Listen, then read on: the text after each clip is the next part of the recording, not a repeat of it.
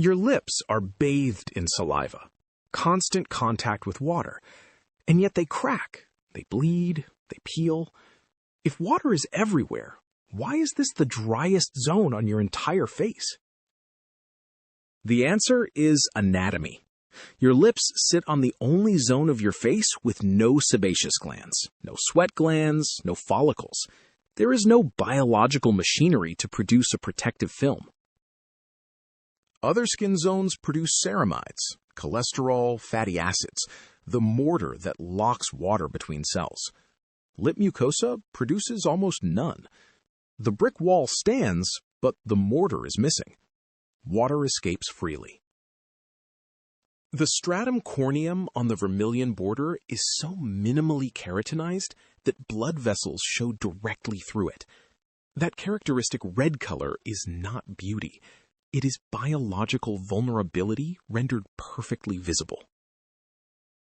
Transepidermal water loss, TEWL, measures how fast water evaporates through skin. On lips, this rate is catastrophically elevated. Cold, wind, friction, and saliva all accelerated. TEWL is the only objective judge. Two products claim to solve this. One, $16, a viral phenomenon. The other, $70, a clinical engineering exercise. Both judged by one criterion: which formula actually stops water from leaving your lips. No marketing, no testimony, no before and after photography. This is a predictive laboratory simulation. Pure chemistry, pure physics. The formula either builds a barrier that survives the biology of the lips, or it does not. Rhode Peptide Lip Treatment. First ingredient, hydrogenated polyisobutene, a high molecular weight synthetic hydrocarbon polymer, the modern replacement for petrolatum. It forms a genuine occlusive film. This is not a gloss, not even close. 3 waxes follow: microcrystalline wax, synthetic beeswax, and synthetic wax. All high melting points, all of them. These create a crystalline 3-dimensional network that locks the structure and raises the elastic modulus. This crystalline framework resists flow. Under skin heat and friction, the wax network fights to stay fixed on the mucosa. At $16, this structural engineering surpasses 90% of the lip balm market. The active, palmityl tripeptide -1, embedded in the patented Maxi Lip Complex from Sederma. The same delivery technology used in clinical skincare. A lipophilic palmitate chain, engineered to carry the peptide through the lipid barrier. Palmitoyl tripeptide 1 is a matrikine, a molecular messenger designed to signal fibroblasts to synthesize collagen and glycosaminoglycans in the dermis. At $16, the formulator knew exactly what they were doing here. Tocopherol, tocopherol acetate, tetrahexyldecyl ascorbate, vitamin E, and a lipophilic vitamin C ester, antioxidant protection, and a collagen co-synthesis cofactor. Shea butter and kupuwaku butter replenishing the intercellular lipid mortar. Rhode is thorough.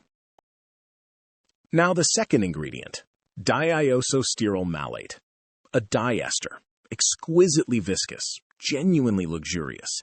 This is the source of that extraordinary cushion and immediate comfort on application, an intelligent sensory decision by the formulator. But here is the physics. A diester is a liquid, no crystalline structure whatsoever. Every liquid raises the loss modulus, the viscous flowing character of a formula. This ester occupies position 2. Under sustained thermal and mechanical stress, this ester load progressively softens the wax network's grip over time. Rhode optimized for sensory comfort and accessibility, and that deliberate choice carries a measurable physical trade-off. The question is not whether Rhode works. It does. The question is how long and under what conditions. That distinction is everything, and it is what the second formula was engineered to answer. A formula that outperforms 90% of the market, but has a ceiling. What does a formula without that ceiling look like?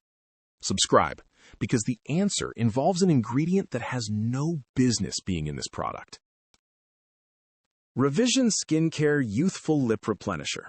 Thick, sticky, decidedly not glamorous. Same hydrogenated polyisobutene base, but the supporting cast changes everything. Starting with one architectural decision the first formula deliberately chose not to make. Position 2. Jojoba esters. Not a liquid diester, but a solid biomimetic wax. Position 3. Tribehenin, a glycerin-based structuring agent that anchors the elastic modulus. The loss modulus is suppressed from ingredient 2. No competing ester fractions softening the wax network from within. Engineered to stay fixed on the mucosa under prolonged stress. Adhesion was the primary design objective. Not comfort, not aesthetics. Still not it. Palmitoyl tripeptide -1. The same maxi lip complex as Rhode Peptide Lip Treatment. Same palmitate vector, same collagen signaling. Everything the first formula does peptide-wise, this one does too. Plus a second program. Still not it. Palmitoyl tripeptide 38, the Volulip complex, also from Sederma. Combined with Portulaca pilosa extract, it targets extracellular matrix synthesis through a completely separate biological pathway. 2 reconstruction programs running simultaneously. Still not the surprise. Now, the ingredient that has no business being in this formula. Sodium hyaluronate. The molecule your mind immediately associates with water-based serums, with hydrating mists, with liquid skincare. And this formula contains 0 water. The sodium hyaluronate is encapsulated inside anhydrous silica microspheres, completely dry. No water in the tube means the spheres cannot swell. They are dormant, waiting. Once applied under the occlusive seal, the physics change violently. The seal blocks TEWL. Water that would normally evaporate is trapped inside the tissue. The dormant spheres encounter this forced hydration. They absorb it. They expand. The lip architecture inflates from the inside out.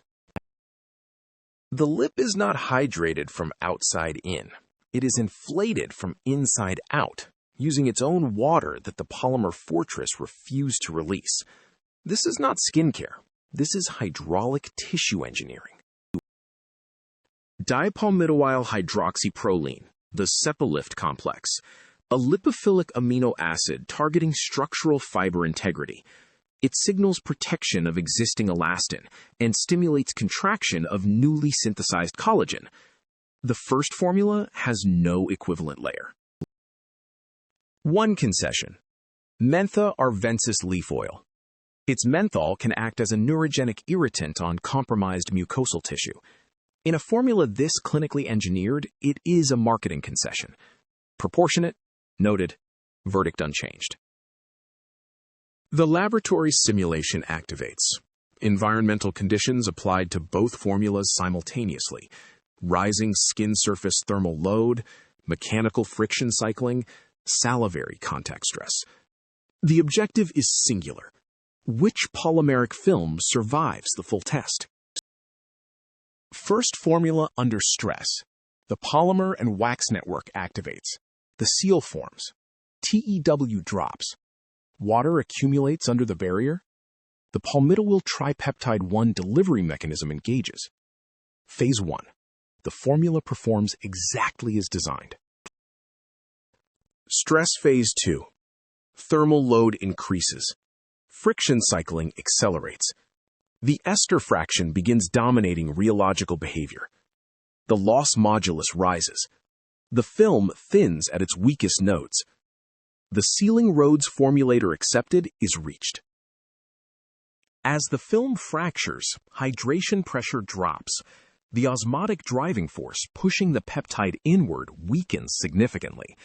The sealed environment that made active delivery possible is no longer sealed. The biological program pauses. Second formula, under identical stress. Same thermal load, same friction cycling. The hydrogenated polyisobutene film holds its integrity. The tribihenin lattice does not thin. TEWL remains suppressed. The polymer fortress does not yield. TEWL suppressed across the full stress cycle. Both peptides signaling in a sealed, hydrated microenvironment. The hyaluronic spheres at maximum inflation. The sepalift complex reinforcing fiber integrity. The biological program runs, completely uninterrupted. The simulation concludes. These formulas do not occupy the same category. They solve different biological problems at different depths and durations. The chemistry has spoken. The remaining question is one only you can answer. Rhode Peptide Lip Treatment wins on cosmetic performance and accessibility.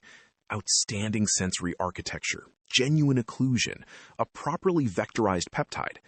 At $16, it outperforms the vast majority of the lip care market. Revision Skincare YouthFull Lip Replenisher wins on overnight clinical repair, categorically. Sustained TEWL suppression, anhydrous hyaluronic sphere technology, dual peptide reconstruction, unsaponifiable fractions rebuilding ceramide synthesis, 3 distinct engineering layers absent in the first formula. Is $70 justified? Only your use case answers that. Daytime comfort and accessible repair? The $16 formula. Overnight therapeutic reconstruction of aging or compromised lip tissue? The $70 formula.